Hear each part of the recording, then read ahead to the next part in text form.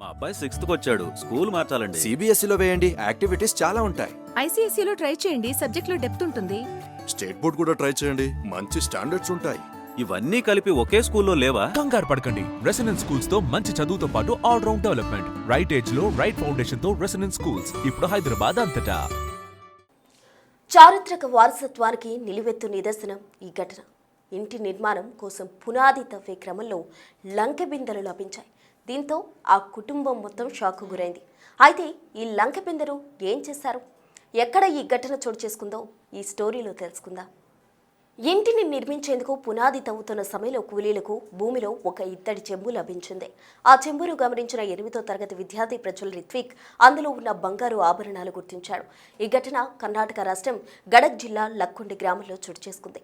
చెంబులో ఉంది ఏ సాధారణ వస్తువు కాదని గ్రహించిన ప్రజ్వల్ ఎటువంటి ఆశకు లోను కాకుండా ఆ విషయాన్ని గ్రామ పెద్దలకు నిజాయితీగా తెలియజేశాడు. సమాచారం అందుకున్న వెంటనే పోలీసులు, పురావస్తు, రెవెన్యూ శాఖల అధికారులు సంఘటనా స్థలికి చేరుకున్నారు. ప్రజ్వల్ ఇంటికి వెళ్లి ఆ చెంపును సేకరించారు.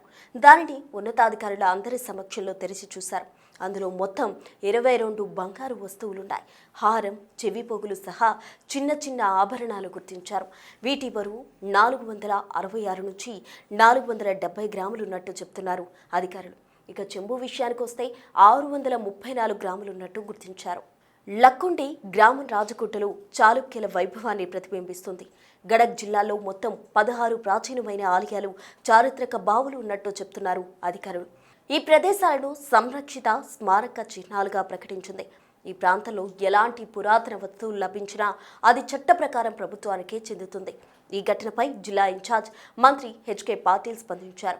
పునాది తవ్వుతున్న సమయంలో లభించిన నిధి విషయం దాచకుండా బయటకు తెలియజేసిన ప్రజ్వల్ను అభినందించారు. అతని నిజాయితీకి సన్మానం చేశారు.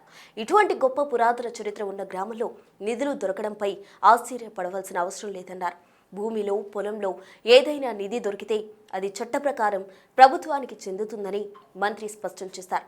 నిధి దొరికిన విషయం మొదట ప్రజ్వల్ నిజాయితీగా చెప్పడంతోనే అది ప్రభుత్వానికి చేరిందన్నారు. భవిష్యత్తులో బాలుడు, అతని కుటుంబానికి ప్రభుత్వం నుంచి ఏ విధమైన సహాయం చేయాలనే అంశాన్ని తదుపరి మంత్రివర్గ సమావేశంలో చర్చించి నిర్ణయం తీసుకుంటామని తెలిపారు. లక్కుండి నేలలో నిధులే కాదు, నిజాయితీతో కూడిన మనుషులు కూడా ఉంటారని మరోసారి రుజువు చేసింది. ప్రజ్వల్ నిజాయితీపై మీ అభిప్రాయం ఏంటో కామెంట్ రూపంలో తెలియజేయండి.